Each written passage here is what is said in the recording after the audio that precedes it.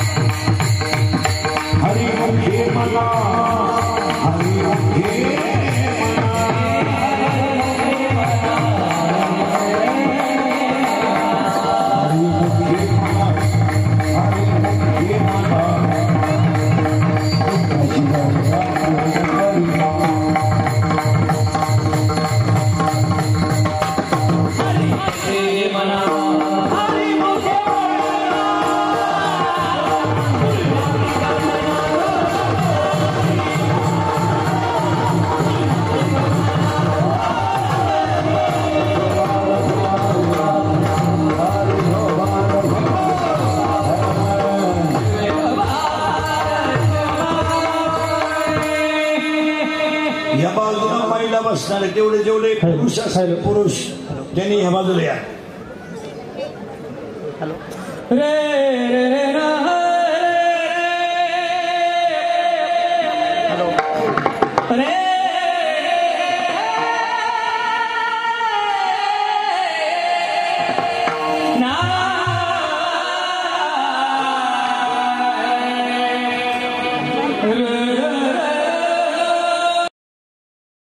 समजून घ्या. नित्य नियमनामी ते मोबाईल मांग्या यांच्या बाजूला एकट्याचा गेम चालू दे. माणसं कळते नाही बसलं बोट झाली. नित्य नियमनामी ते प्राणी दुर्लभ लक्ष्मी वल्लभ तया जवळी नारायण हरी नारायण हरी भक्ती मुक्ती शारी घरी त्यांच्या हरिविन जन्म नरकाची पैजाना यमाचा पाहुणा प्राणी होय. ज्ञानदेव पुसे निवृत्तीशी चाल गगनाहुनी वाढ नाम आहे. हरिमुखे मना हरिमुखे वय मना पुण्याची गणना कोण करी पंडुरंगा करू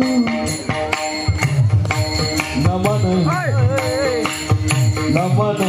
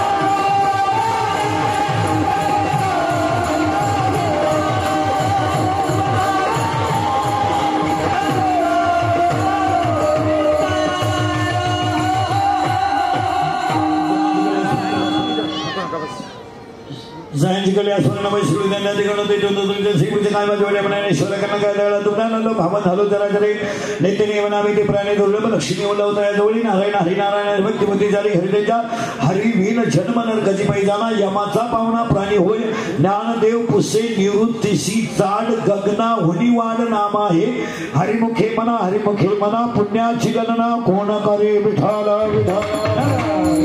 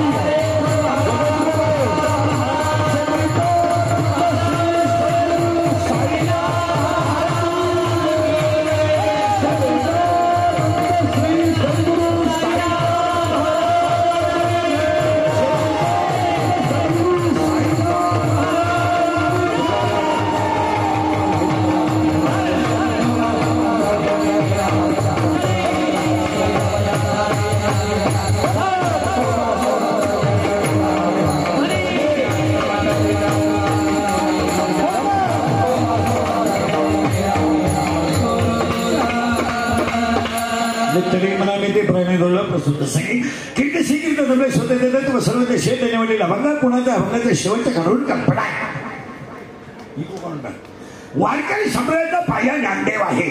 वारकरी संप्रदायाचा कळस तुकाराम बाबा आहे. वारकरी संप्रदायाचा विस्तार नामदेव बाबा आहे आणि वारकरी संप्रदायाचा खांब एकनाथ बाबा आहे. थोडं उलट फिरा. ज्याचा पाया ज्ञान आहे त्याचा कळस वैराग्य आहे. ज्याचा कळस वैराग्य आहे त्याचा विस्तार नाम आहे. ज्याचा विस्तार नाम आहे त्याचा शांती खांब आहे. आणि ज्याचा शांती खांब आहे त्या संप्रदायाचं नाव वारकरी संप्रदाय. संप्रदाय झाले असतील आपल्याला घेणं नाही. आणि आपल्या संप्रदायाचा पाया ज्ञान देव आहे. 12व्या त्याची ओवी आहे. ओव्या बारीक आहे का? अभ्यासापेक्षा श्रेष्ठ ज्ञान आहे, पण ज्ञानापेक्षाही श्रेष्ठ देवाचं ध्यान आहे.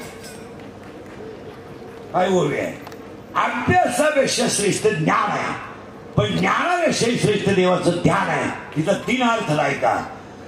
अभ्यास केला तर ज्ञान आहे, आणि ज्ञान आलं तर ध्यान आहे. रियाज केला तर पखवाद आहे, प्रॅक्टिस केली तर गायन आहे, पुस्तक उचकलं तर कीर्तन आहे, आणि व्यायाम केला तर पैलवान आहे.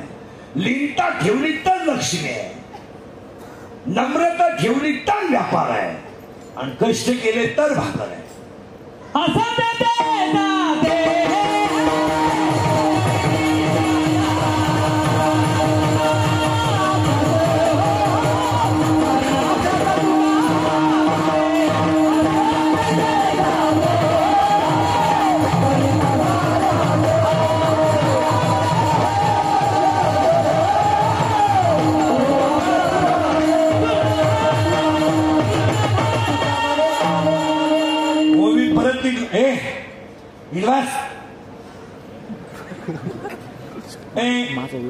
ओवी सोडू नका. अभ्यास केला तर ज्ञान आणि ज्ञान आलं तर देवाचं ध्यान आहे. रियाज केला तर पखवाद आहे. काही माणसं आयुष्यभर भजणे अजून एक अभंग क्लिअर येत नाही. जो अभंग येतोय तो कोणाला म्हणून भीती नाही, पण भजनात कुदाखुदी केल्याशिवाय राहते नाही. येत गाजलं काही. काही माणसं दरवर्षी नव्या लिहिली ते. एखाद्याला म्हणलं टाळ नीट वाजव, आम्हा टाळ तुम्ही दिंडी गेली उडत दुसरी. अभ्यासच नाही, परत उलटे फिरा. ओवे थोडे 2-3 किचकट आहे. अभ्यासापेक्षा श्रेष्ठ ज्ञान आहे, आणि ज्ञानापेक्षा श्रेष्ठ देवाचं ज्ञान आहे. पण 10व्या अध्यायाचं म्हणणं याच्या उलट आहे. 12वा अध्याय असं म्हणतो अभ्यासापेक्षा श्रेष्ठ ज्ञान आणि ज्ञानापेक्षा श्रेष्ठ देवाचं ज्ञान. पण 10वा अध्याय असं म्हणतो आतापर्यंत जगाच्या इतिहासात बोंबलत हिंडणाऱ्यांना देव भेटला नाही, आणि उपास करणाऱ्याच्या खानदानी देव भेटत नाही. उपास करणारी जी लोक आहेत ही मनोरुग्ण लोक आहेत, डोक्यातून गेलेली. एखादा आठवड्यातून ठीक आहे, डायजेस्टिव्ह सिस्टीम क्लिअर व्हायला 15 दिवसातून एखादंच ठीक आहे. महिनाभर श्रावण तुला बापांना झाला होता महिनाभर, आणि लपडे सगळे चालू. काय उपास?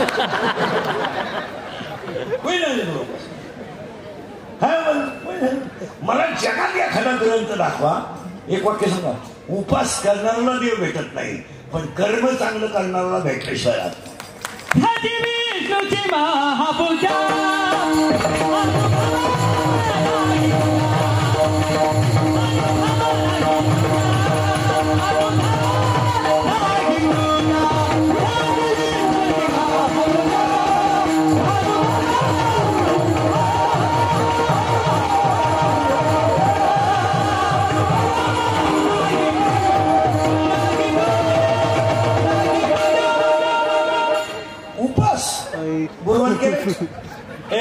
गुरुवार केले मार्गशीर्ष म्हणजे काही वागण्यात कसा निघत आपला नाही. मी झक मारायला सांगितलं पण.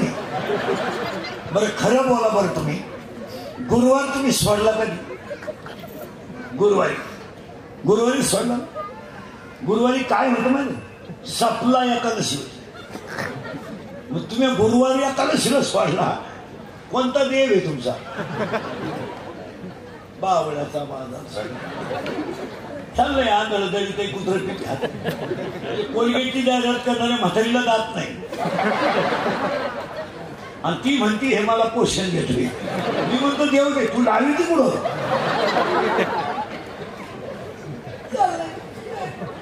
परत तू ववे ऐका 2-4. अभ्यासापेक्षा श्रेष्ठ ज्ञान, ज्ञानापेक्षा श्रेष्ठ देवाचं ज्ञान. पण 10वा अध्याय असं म्हणतो तुम्ही उपास करून तुम्हाला देव भेटणार नाही, गण लावून देव भेटणार नाही, बोंबलं घेऊन अजिबात भेटणार नाही, पण कर्म चांगले केल्यावर भेटायला आलेश्वर. उदाहरण ऐकायचं एका मिनिटात.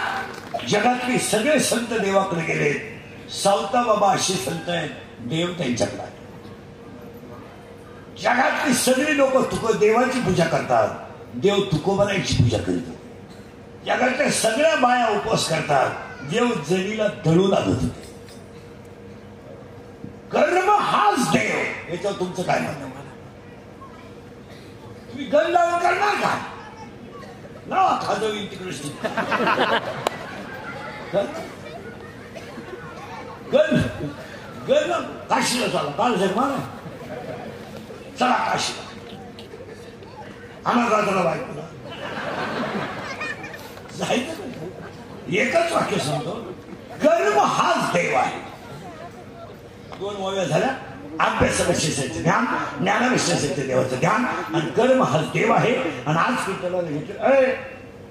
कीर्तनाला घेतला बघ ज्ञानेश्वर महाराजांचा आहे. अभंगाला करायची सुरुवात तू अजून झाली नाही. तुमचं आपलं बरेच दिवसाला गाठ आहे.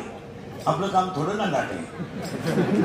नगाटे म्हणजे कीर्तनाला 3 सूचना आहेत. पहिल्या, दरिद्रवाली कीर्तनाला बसायचं, नाही तर लांब बसायचं, परत जेवायचं, चांगला चप्पल जोड पाहायचा.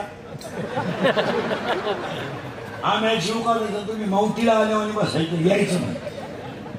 कीर्तनाला दुसरी सूचना आहे, आपल्या कीर्तनाला बोलावं लागतं. बोललं तरच कळेल, नाही तर काहीच करणार.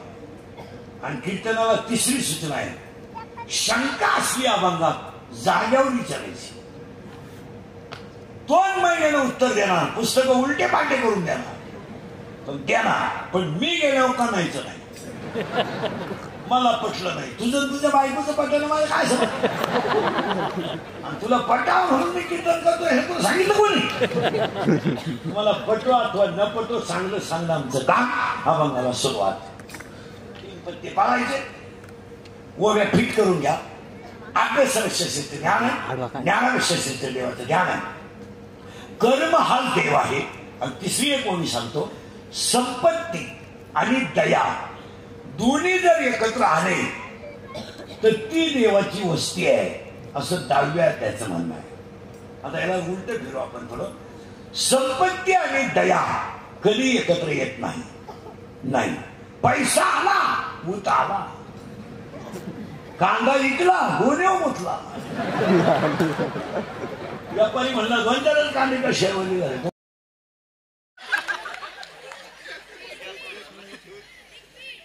हा, तू कितीला रे? 5वी. सिमी का मराठी? CBSE आहे का? बापाच्या बायको टिंब म्हणतात.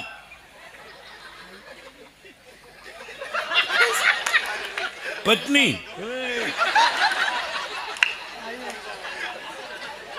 अरे अरे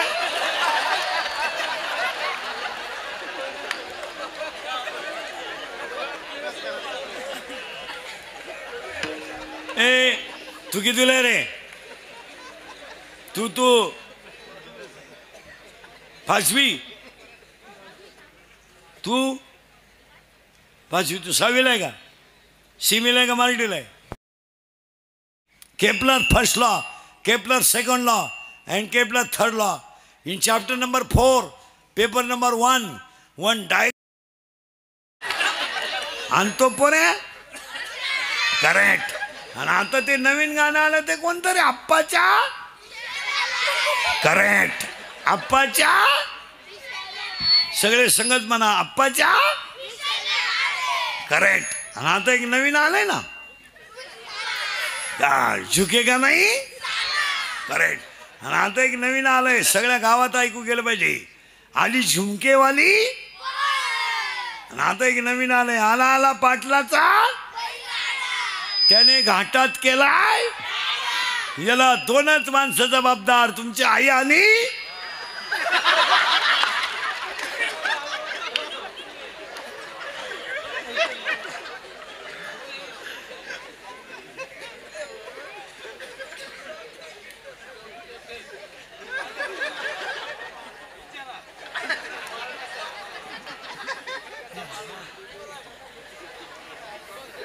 हा सासू सासऱ्याचा तळतळाट गेल्याचं हे फळ आहे. लोक म्हणतात इंदुरीकर काही बोलतो. माझ्या आयुष्यात मी फक्त खरं बोलतो. आता अख्खं कीर्तन तुम्ही खरं ऐकलं का खोटं? त्या पोरांनो सगळे सुधारतील पण आपण सुधरू शकत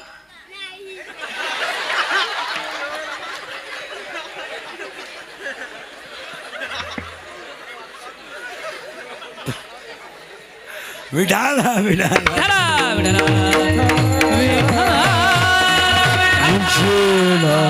होते पुण्य अंधारात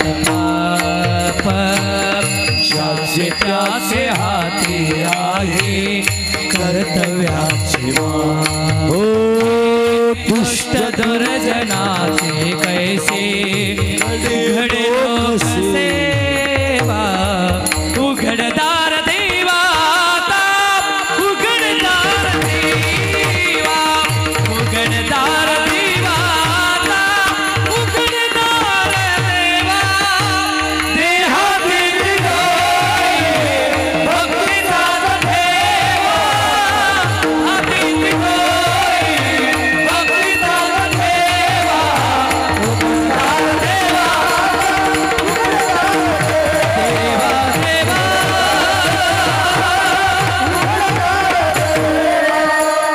ते दूध डोळे मिटोले जात मांजराचे मने चोरट्याचा कारे ते सगळ्या हो सदावल्या हाताना हे कंपका सुरावा उघडदार देवा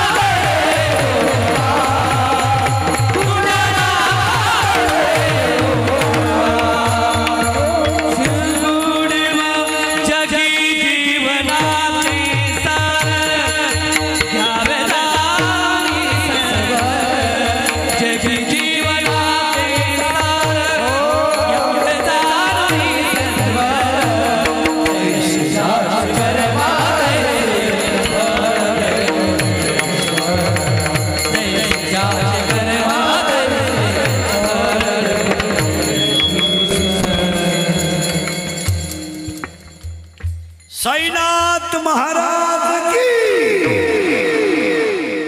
10 वर्षाचा नियम केला. आता तरुण पोरांना पालखी सोहळ्याचं कौतुक करतो आणि 2 कामं तुम्हाला सांगतो, ऐकाल का? तरुण पोरांना सांगतो, तुम्ही ना लहान आले पोरांना एकच काम सांगतो, सांगू? मी सांगितलेलं काम उद्यापासून सुरू करायचं. उद्या वार शुक्रवार, हां गुरुवार किंवा पंचांग ऊर फाटायचे का? वार शुक्रवार, तारीख 3 जानेवारी. उद्या सकाळपासून पहिले सगळेला आणायला पोरांना एक काम. आंघोळ झाल्यानंतर आई वडिलांचं रोज 1 वर्षभर नित्यनेमाने दर्शन घ्यायचं. कोण कोण घेणार बोटवर करा. यांचे फोटो काढून घ्या. दररोज घ्यायचं. आणि मोठ्याल्या पोरांना एक वाक्य सांगतो, हातखाली करा. तरुण पोरं, हे पोरांना केस कमी आहेत माझ्या अंगाची. एवढी गावं पाहिलीत म्या. माझ्या इतकी तर कीर्तन महाराष्ट्रात कोणी केली नाही. एका जन्मात 5 जन्मात होणार कोणाला. आता आज तुमचं झालंच नसतं. इतका आजारी आहे मी. थंडीत आली, ते कीर्तन संपलं तेव्हा थंडी आली. ती थोर गोळ्या घेऊन इथवर घामाला ना आता उभं राहिलो. आज पेन किलरवरच कीर्तनं चालू आहे सगळे दिवसभर. 6 पेन किलर खाले तेव्हा उभं राहिलो.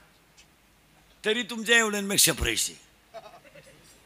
4 दिवस झाले. आज कवडी मात्र ताप उतरत नाही. पोटासाठी करावं लागतं.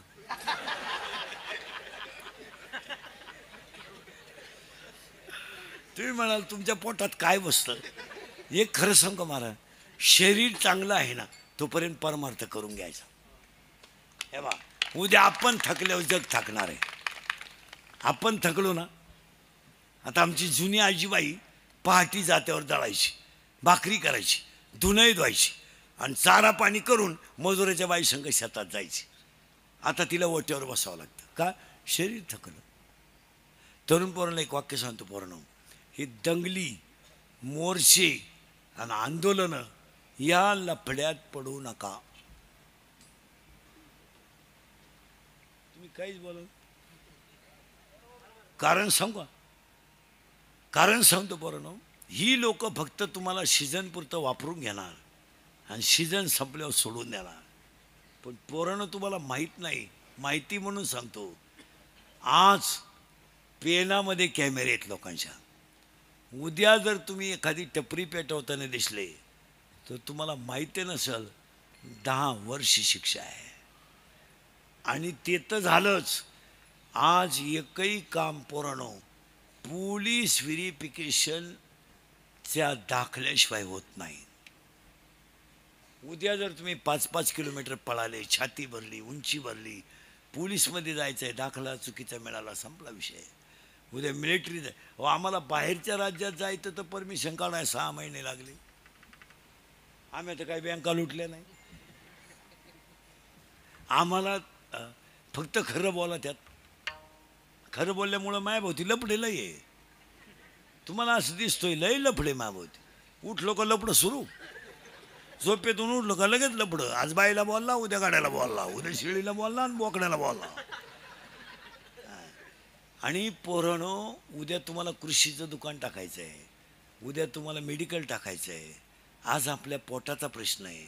आपल्याला यांच्याशी काही घेणं नाही आहे. तुम्ही ह्याला पडत पडणं का? हे लोक तुम्हाला सीझनपुरतं वापरून घेतील, सोडून देतील.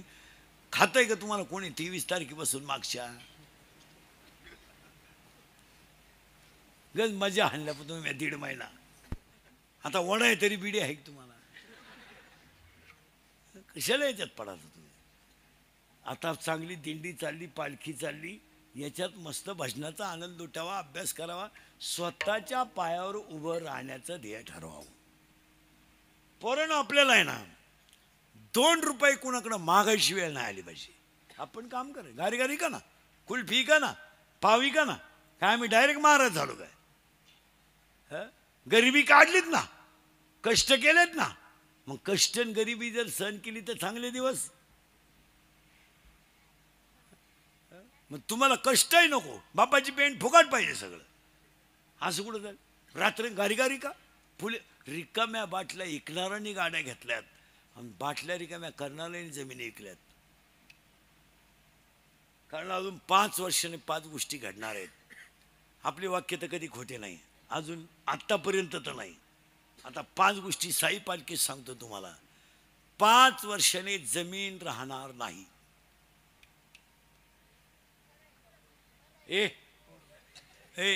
खरेदी होणार नाही. का? सगळे कुटुंब विभक्त होणार आहे. आणि वायलेने गेलो तुमच्या गावात कोणालाच 25 एकर जमीन नाही आहे. आणि घर 4 गावं मिळून एखादं घरी एकत्र आहे. नाही तर घरं व्हायला निघाय तडाखा उठलाय. जमीन कुठून आणणार तुम्ही? आणि घरं व्हायला निघायचं कारण काय आहे? नवीन मुली ज्या घरात आल्यात त्या ॲडजस्टमेंट करायला तयार नाही. तिच्या आईची शिकवणच तशी आहे तिला. तिची आई स्पष्ट म्हणते एखादा महिना बघ, सगळ्यांचा अंदाज घे, नाही तर पाहुणा इकडे घेऊन ये, पण तो काम करायचं नाही. तुझं धुणं तू धुई, तुझ्या पुरत्या चपात्या तू कर, सासऱ्याचे कपडे धुवायचे नाहीत. अशा सांगणाऱ्या तिघी जणी माझ्या पुढे बसलेली आता.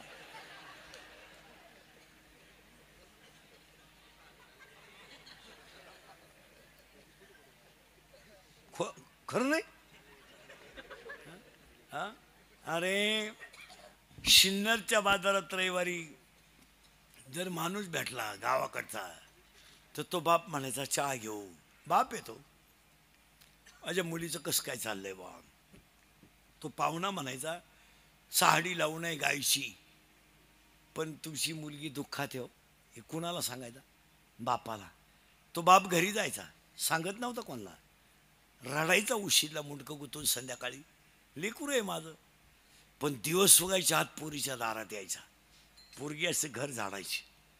पोरगीला लगेच अंदाज यायचा का मला त्रास होतोय हे माझ्या बापाला कळलंय.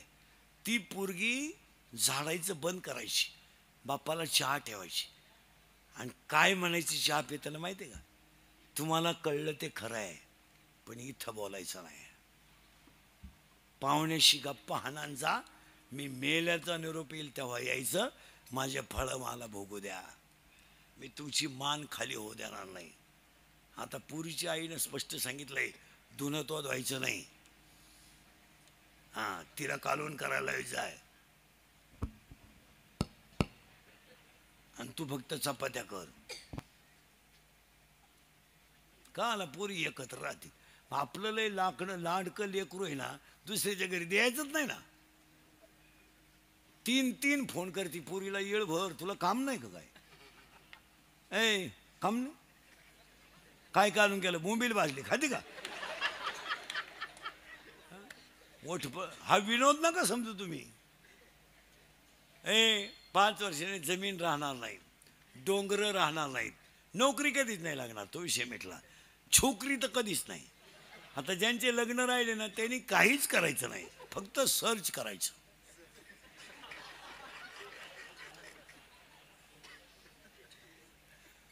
काय काय सर्च करायचं रे? गुगल.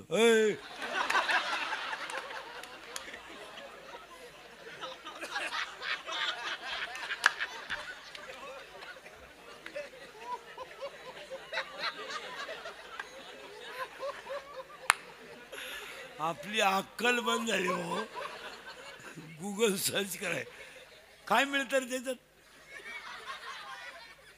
पोरांनो, गुगल सर्च केल्यावर काय मिळतं? पाहिजे ते म्हणतो पाहिजे ते. अरे मी मोबाईल वापरीत नाही पोरांनो, मी मोबाईल नाही वापरीत. आपली परिस्थिती नाही, मी मोबाईल नाही वापरीत. मला व्हॉट्सअप नाही, फेसबुक नाही, स्क्रीन टच नाही, काय नाही काय नाही. मोबाईल माझा सेकंदावर आहे. तुम्ही कधी लावून पहा, 1च सेकंद बोलणार तुम्ही माझ्याशी. यस नो उलट तिकडं, काय घेणं नाही. ज्याला गरज आहे तो आपल्याकडे येईल. पण मोबाईल न वापरल्याचा इतका मोठा फायदा आहे मला, कुणाशी काही घेणंच नाही. गाडी, कीर्तन, पुस्तक, झोप, हे कुठं नाही का? हॅलो कुठं आहे? नदी वय जळतो येतो. काय भुकता ते मोबाईल. आणि बोलायच्या पद्धती तरी नीट वापरा. Hello hello hello. अरे माग आग व्हायला लागली काय? Hello hello. हातक बा नीट मा. Hello hello hello hello hello hello hello hello hello. आता इकडं लाव काय मा.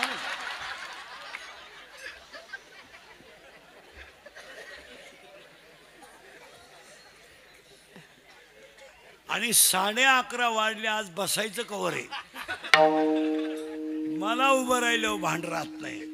हो, गायक वादक गुणीजन मंडपवाले सगळ्या मंडळीला धन्यवाद. आणि सगळ्यात महत्वाचं तरुणांचं कौतुक करावं, एवढा मोठा कार्यक्रम केला. पण पोरांनो, आता आमचं ऐकून तुम्हाला थोडं बदल करावाच लागेल. तुमचं काय मत आहे? सगळ्या क्षेत्रापासून बाजूला राहा, काही खरं नाही जगात. मी स्वतः BSc BEd माणूस आहे, माझ्या अवतारावर नका जाऊ. तुम्हाला याला काय कळत आहे? आता हा जो माल आहे ना, हा फक्त आपण होतो याचा पुरावा आहे. यांचा काय फायदा बिदाच काय नाही. मग कोणी म्हणला तू का होता पोरांनो, खरं आहे का खोटं आहे?